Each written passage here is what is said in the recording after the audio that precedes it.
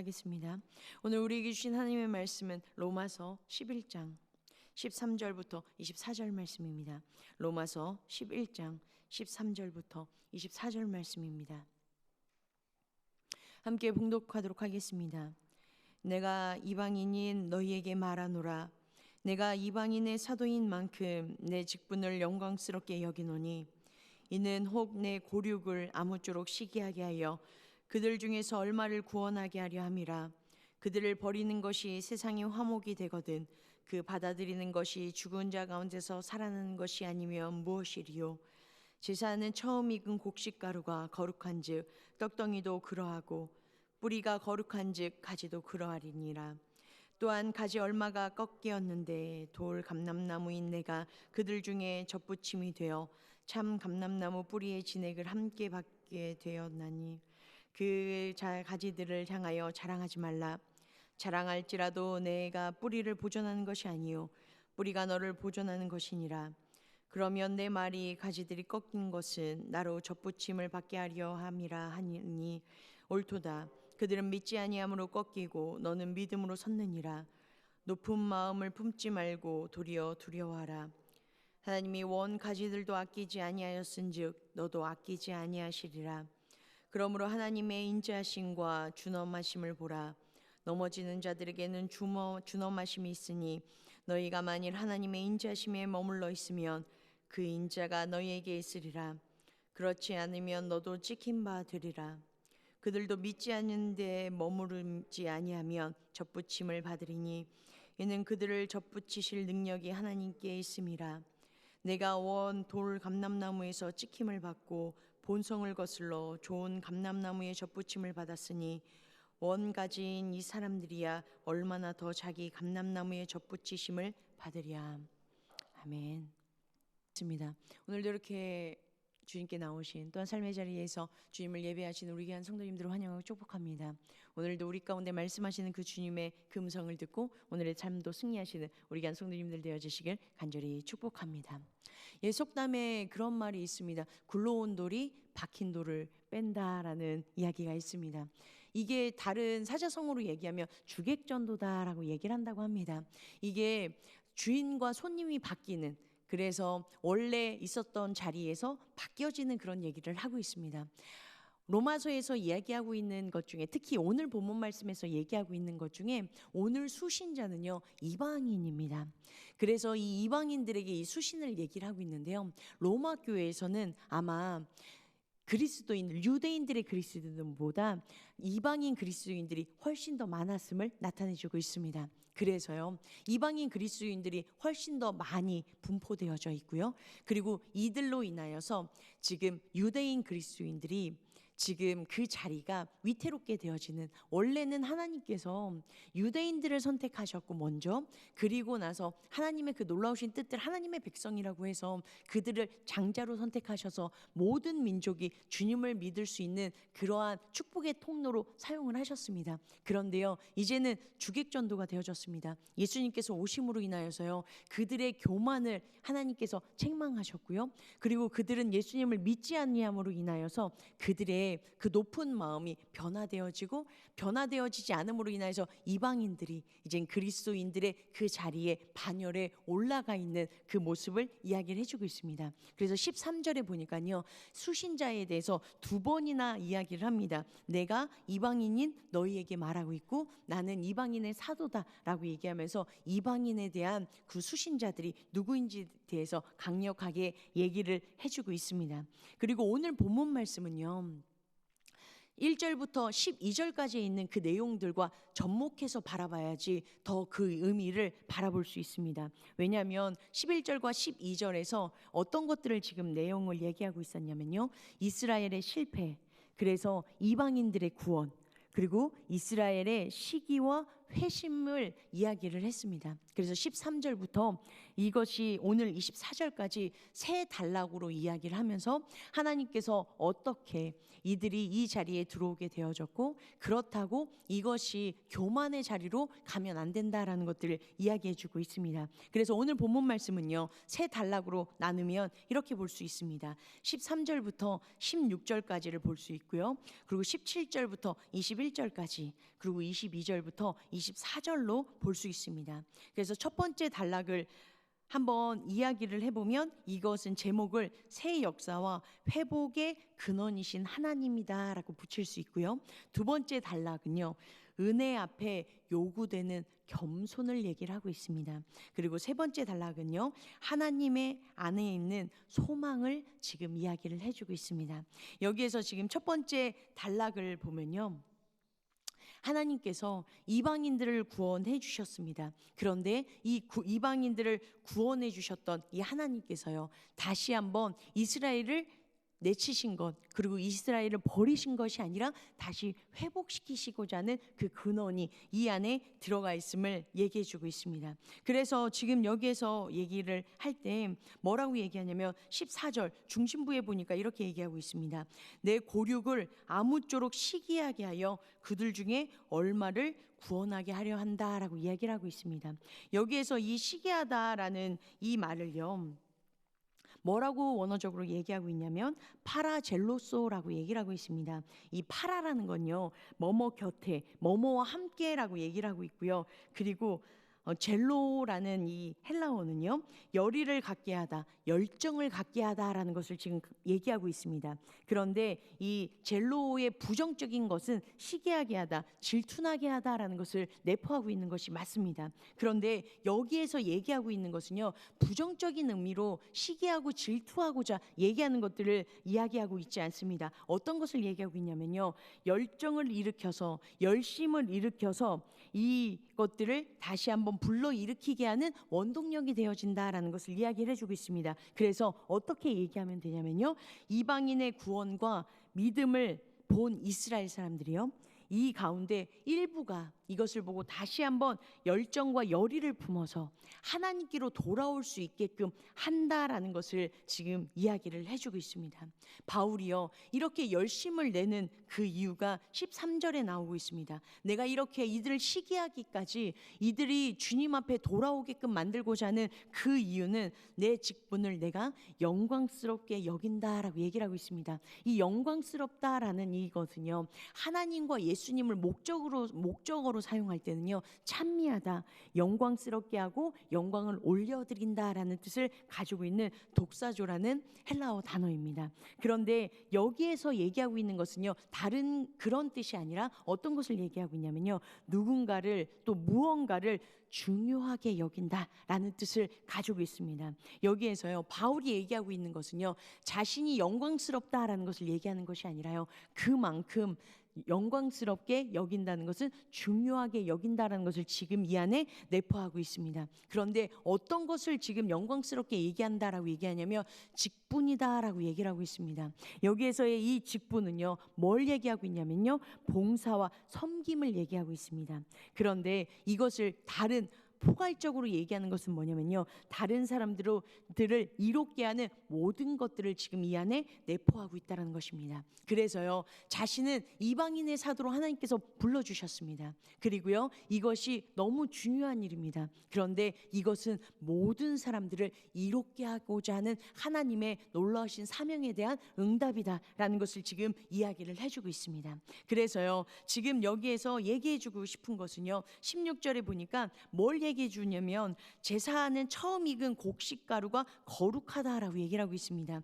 여기에서 이것은요, 민수기 15장에 있는 내용을 이야기를 하고 있습니다. 하나님께서요, 가나안 땅에 들어가면 가장 먼저 처음 익은 곡식을 가지고 가루를 내서 하나님께 올려드리라라고 말씀하시거든요. 그것에 대해서 지금 이야기를 하고 있어서 제사하는 처음 익은 곡식가루, 이것은 뭘 표현하고 있냐면 첫 열매에 대해서 이야기를 하고 있습니다. 그리고요, 떡덩이에 대해서 이야기를 하고 있습니다. 지금 뭘 얘기하고 있냐면 처음 익은 이 가루가 거룩하기 때문에 그것으로 만든 반죽, 이 떡덩이들도 거룩하다라는 것을 이야기를 하고 있고요. 첫 번째로 비유하고 있고요. 두 번째는요, 뿌리가 거룩하기 때문에 그 가지도 거룩하다라는 것을 이야기를 해주고 있습니다. 이 16절은요, 17절부터 21절까지 나오는 이제 감람나무 비유에 대한 것들을 이야기를 하고 있는 전제를 얘기하고 있습니다. 지금 뿌리가 거룩하다, 이것은 하나님께서 이스라엘 민족들을 선택해 주셨던 그 뿌리가 거룩하다라고 해서 이스라엘 민족을 나타내고 있고요.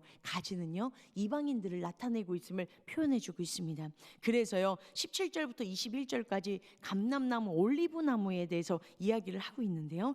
여기에서 이제는 참 감람나무, 올리브 이 나무에, 돌 감람나무, 야생 올리브 나무에 그 가지가 접붙여졌다, 그것이 함께 붙여졌다라는 것을 이야기를 해주고 있습니다. 그렇기 때문에 지금 돌 감람나무, 야생 올리브 나무를 이방인으로 얘기하고 있고요, 참 감람나무를 이스라엘 민족으로 얘기를 해주고 있습니다.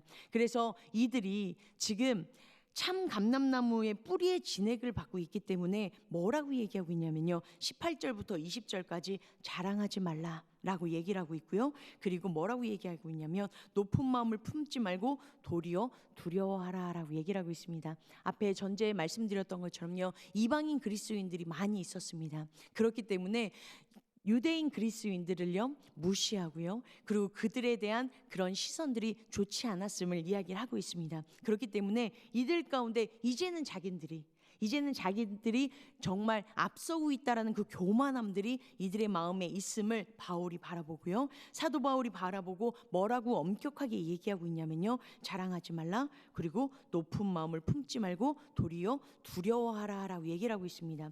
여기에서 이 자랑하지 말라라는 이것은요, 어떤 단순하게 무엇을 자랑하다라는 뜻을 내포하고 있기 때문에 이야기를 쓴 것이 아닙니다. 신약 성경에요, 이 단어, 원어적인 동사가요 5번이 쓰입니다. 그런데 이게 야고보서 2장 13절에 뭐라고 쓰이냐면요, 이기고 자랑하느니라 라고 이걸 쓰여져 있습니다. 그래서 이 원어적인 뜻에는 원래 뭐가 내포되어져 있었냐면요, 뭐뭇을 대항해서 자랑한다, 그리고 뭐뭇을 향해서 자기를 뽐낸다라는 뜻이 이 안에 들어가 있습니다. 그래서 이방인 신자들이요, 이스라엘을 대항해서 자신을 뽐내서 자랑하는 것들이 지금 이 안에 내포되어져 있음을 지금 얘기하고 있습니다. 그렇기 때문에요, 이것은 상당히 부정적인 것을 얘기합니다. 그래서 이런 것들을 하지 말아야 된다라는 것을 엄격하게 경고하고 있습니다.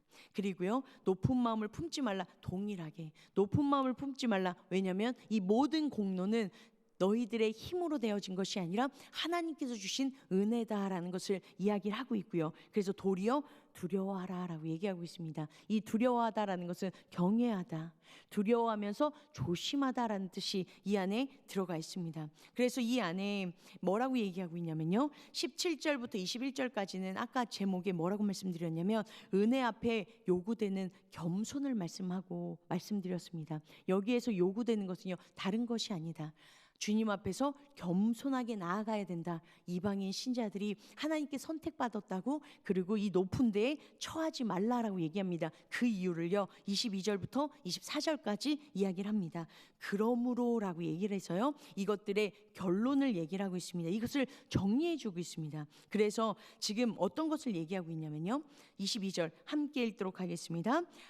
그러므로 하나님의 인자하심과 준엄하심을 보라. 넘어지는 자들에게는 준엄하심이 있으니 너희가 만일 하나님의 인자심에 머물러 있으면 그 인자가 너희에게 있으리라. 그렇지 아니하면 너희도 찍히는 바 되리라 라고 얘기를 했습니다.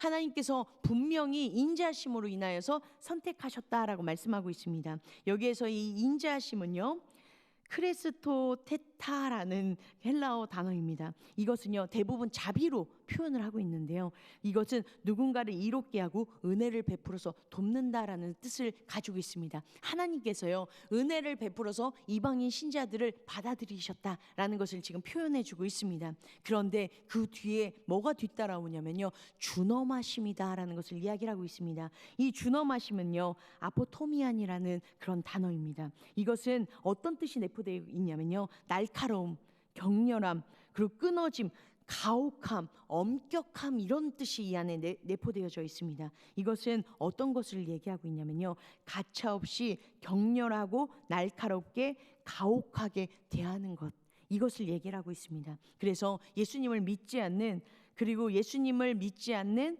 이방인들 아니면 유대인들, 이들을 가차없이 잘라버리시는 하나님의 무서운 성품에 대해서 지금 이야기를 하고 계십니다. 자비하심, 은혜로 돕고 함께 하시는 그 하나님의 그 자비하심과, 또한 예수님을 믿지 아니하는 자들은 날카롭게 자르는 하나님의 그 준엄하심, 그리고 하나님의 그 성품에 대해서 지금 이야기를 하고 있습니다. 그렇기 때문에요, 자랑하지 말라는 것입니다.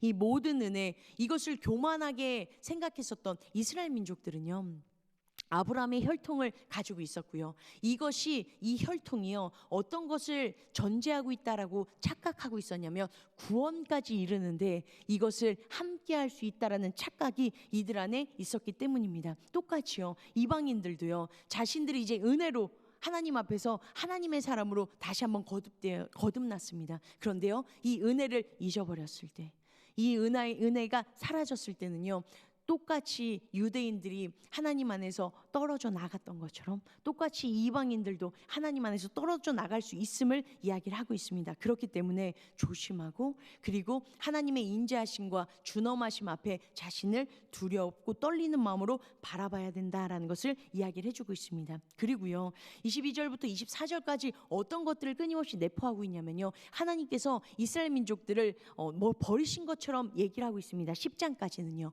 그런데 11장부터는요 소망이 불러져 일으켜지고 있습니다. 과거에 잘못했었던 그 모든 잘못들을 하나님 앞에 회개하고 돌이키면, 하나님을 붙잡고 하나님께 나아가면 하나님께서 다시 한번 회복시켜 주시고 다시 한번 세워주시는 그 소망이 이 안에 있음을 하나님께서 보여주고 계십니다. 그래서 22절과 23절에 하나님께서 원래 참 감람나무, 올리브나무인 이스라엘 민족들이 주님께 다시 돌아오면 하나님께서 그들을 다시 한번 회복시키실 능력이 있으심을 이야기를 해주고 계십니다. 그리고요, 그것으로 인하여서 하나님께서 온 민족들이 25절에 보면 온 민족이, 온 세상이 하나님께로 돌아오는 그 은혜를 누릴 수 있게 되어진다라는 것을 이야기를 해주고 있습니다. 11장을요 어떤 단어로, 한 단어로 요약한다라고 하면요, 어떤 단어로 요약할 수 있냐면요, 바로 15절에 나와 있는 화목이라는 단어로 요약을 할 수 있습니다. 하나님께서요 세상의 화목을 이루시기 위해서 잠시 이스라엘 민족들을 내치셨고요, 그리고요 그 다음에 이방 민족들을 받아들이시고 다시 하나님의 회복하심으로 인하여서 이방 민족들을 받아들이시는 그 화목이 이 안에 들어가 있습니다. 이 화목이라는 이 단어의 뜻이 뭐라고 되어져 있냐면요, 화목이라는 이 단어는 카탈라게라는 이 단어입니다. 이것이 1차적인 뜻은 뭘 가지고 있냐면요, 교환하다라는 뜻을 가지고 있습니다. 여기에서 지금 뭘 얘기하고 있냐면요, 하나님께서 선택한 이스라엘 백성을 세상에 넘기심으로 인하여서 세상 이방의 모든 민족들을요 얻으신 것을 얘기를 하고 있습니다. 그래서 이거를 어떤 것과 지금 동일하게 우리가 알 수 있냐면요, 예수님의 그 놀라우신 그 속죄로 인하여서 우리가 죄악 가운데 머무를 수밖에 없는 우리들이요 다시 주님의 자녀로, 하나님의 사람으로 다시 한번 우리가 교환되어졌음을 이야기를 하고 있습니다. 그래서 여기에서 얘기하고 있는 이 화목이라는 것은요, 그냥 하나님께서 이스라엘 민족을 실족하게 하셨기 때문에 이방 민족을 받아들인 것으로 그치는 것이 아니라요, 여기에서의 이 화목은요 대가를 주고, 하나님께서 대가를 주고 가지고 오는 화목, 교환의 의미가 이 안에 내포되어져 있다는 것입니다. 하나님께서 우리 가운데 화목을 이루어 주시는 그 놀라우신 그 은혜에는 반드시 대가가 있다는 것을 이야기를 해주고 있습니다. 그래서 이 대가로 인하여서 뒷부분에 보니까 뭐라고 얘기하고 있냐면요, 살아나게 되어진다라고, 죽은 자 가운데서 살아나는 것이라고 얘기하고 있는데요, 이것은 원어적으로 표현을 하면 사는 것이라고 표현하는 게 훨씬 더 좋습니다. 하나님께서요 대가를 치러 주셔서 우리를 화목해 주셨기 때문에 우리가 살아나는 것, 살게 되어진다라는 것을 이 안에 내포하고 있음을 보여주고 있습니다. 우리가 가정이 화목할 때 분명히 누군가의 그 가정을 지키기 위한 희생과 그리고 그러한 대가와 그리고 그렇게 조율하는 그런 일들이 있습니다. 똑같이요, 교회에서도요, 화목하기 위해서 누군가 희생하고요, 누군가 그만큼의 대가를 치를 때 화목하게 되어집니다.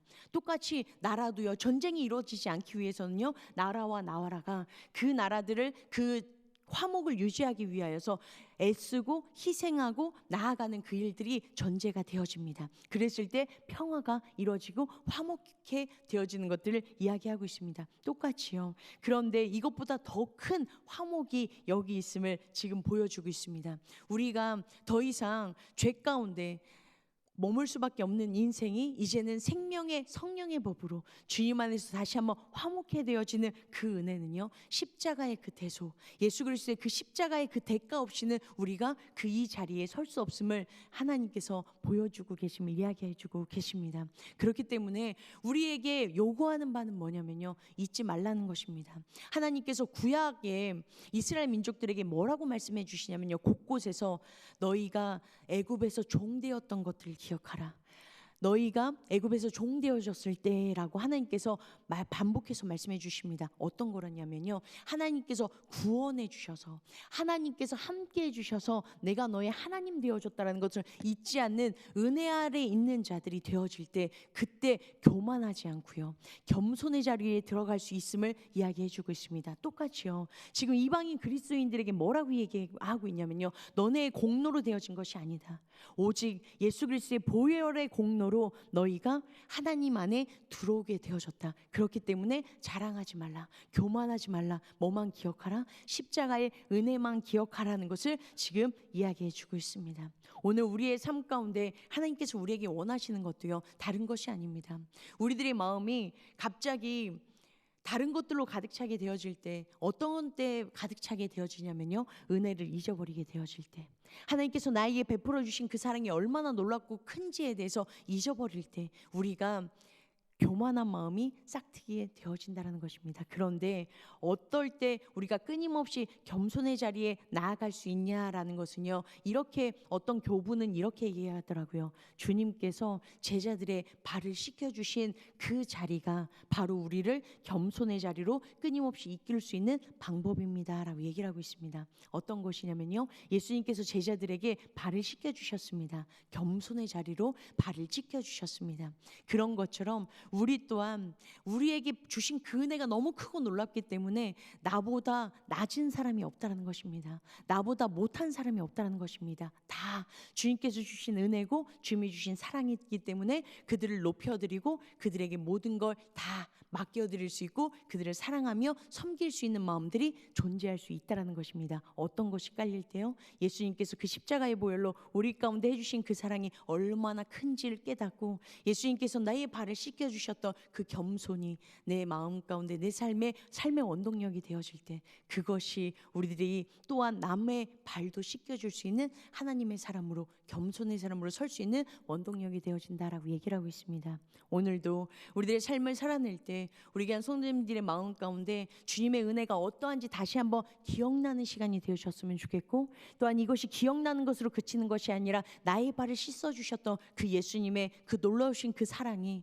우리들 또한 섬길 수 없는 사람을 섬길 수 있게 되어지고, 또한 참을 수 없는 상황에서 참게 되어지고, 또한 높일 수 없는, 주님께 높일 수 없는 상황 가운데, 절망 가운데서도 주님의 이름을 높일 수 있는, 그렇게 주님을 바라볼 수 있는 우리 귀한 성도님들의 삶 되어지시길 간절히 소망합니다.